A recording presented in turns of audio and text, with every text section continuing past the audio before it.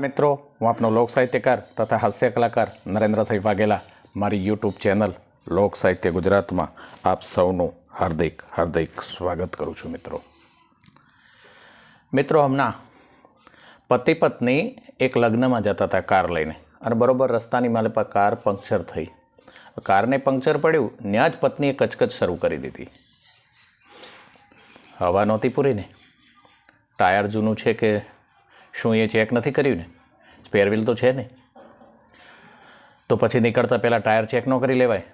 અને ત્યાં જ એક બાઇક સવાર આવ્યો અને એણે ઓલે પુરુષને કીધું, હું કંઈ હેલ્પ કરી શકું, હું આપને કોઈ મદદ કરી શકું?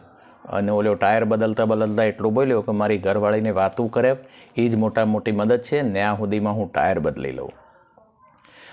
પત્નીએ મોડી રાત્રે એક ફોન આવ્યો પત્નીનો ને એ રિસીવ કર્યો. હલો.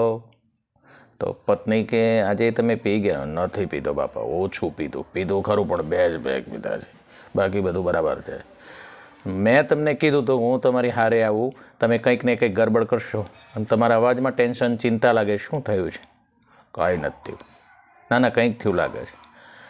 થવામાં એવું છે કે આપણી કારમાં જ બેઠો છું ને ઘીરે જ આવી રહ્યો છું, પણ આપણી કારનું સ્ટિયરિંગ, ક્લચ, બ્રેક, એક્સિલેટર મારો હળખો કાઢી ગયો લાગે. અને પત્ની કે મને ખબર હતી તમે એકલા બારા જશો એટલે કંઈક ને કંઈક ગડબડ કરવાના જ, એ મારીનું કાંઈ નથી. હવે તું બીજી પંચાયત મૂક. અને મને એ કે હવે આ કારનું હું કરું? અને ન્યા પત્ની બોલી, એક કામ કરો, ડાબી સીટમાંથી જમણી સીટમાં આવી જાઓ, બધું જ મળી જશે કરીને ફોન મૂકી દીધો ને મળીએ ગયો. ઓલે બોલો લ્યો.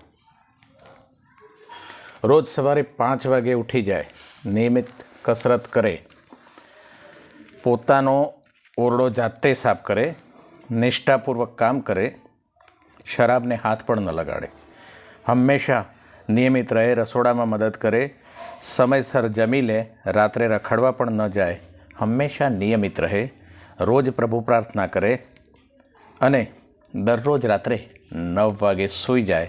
આવા પુરુષો સેન્ટ્રલ જેલની માલિકોર જ જોવા મળે છે. પડોશમાં રાત્રે ચોરી થઈ ગઈ અને ચોર પકડાઈ ગયો. પોલીસે ચોરને કીધું કે આ ઘરમાં શું વિચારીને તું ઘૂસ્યો? ને ચોર કે સાહેબ 4 દિવસથી રેકી કરી હતી, તમને ન ખબર પડે મારા ધંધામાં કેટલી મજૂરી પોગે. 4 દિવસથી રેગી કરી અને પહેલી વાર આવ્યો ને તો સાડી, પેટીકોટ, બ્લાઉઝ, ટાવેલ, ચડ્ડી બનિયાન અને નાના બાળકોના કપડાં સુકાતા હતા. અને પછી એ કપડાં સૂકવેલા 3 દિવસથી નહોતા, એટલે મને એમ થયું કે આજે ગરદણી લાગતા નથી એટલે હાથ સાફ કરી લઉં. અને ત્યાં પોલીસે મકાન માલિકને પૂછ્યું કે તમે ગરદણીને કે તમે બધા બહાર ગામ ગયા હતા 3 દિવસ? મકાન માલિક કે નારે ના, પણ 3 દિવસથી સાહેબ ઠંડી જ ખૂબ પડે છે. 3 દિવસથી એટલી બધી ઠંડી પડે છે, અમે ક્યાંય બહાર નથી ગયા, ઘરમાં જ હતા, પણ ઠંડીના લીધે 3 દિવસથી કોઈ નાયું જ નથી. હવે સાહેબ નાયું જ નથી તો પછી કપડાં ક્યાંથી ઉકવીએ? અને પોલીસવાળા એટલું કીધું, બેન નાયા ના હોય તો પણ 1-2 જોડી કપડાં હુકવવાનું રાખો બારા. મારા મિત્રને એક ફોન આવ્યો કે આપકો બેંકોક थाईलैंड की 2 टिकटें गिफ्ट में मिली है, आप किसके साथ घूमने जाना पसंद करोगे? અને ઓલો કે और किसी के साथ नहीं, वो दोनों टिकट आप मुझे दे दीजिए, मैं अकेला ही 2 बार जाके आ जाऊँगा.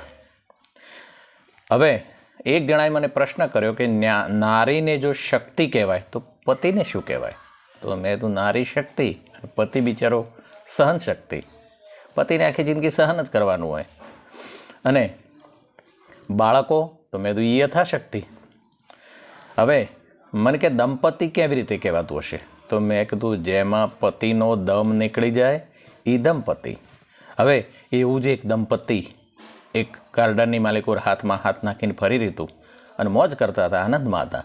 અને બરાબર એ જ વેળા એક તોફાની અને ટીખળી છોકરો આવ્યો અને ઓલા પુરુષની સામે જોઈને કે અંકલ ગઈકાલે તમારે જે હારે જે હતા ને એ મસ્ત પટાકો હતા, હો, સુંદર હતા કરીને હાળો છોકરો તો દોડીને નાહી ગયો.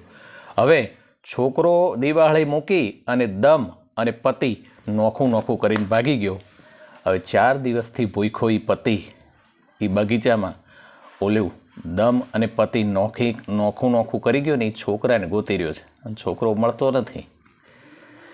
એક મહાકંજૂસ પતિ એની પત્નીને લઈ અને બજારમાં ફરવા ગયો અને ત્યાં પત્નીને તરહ લાગી.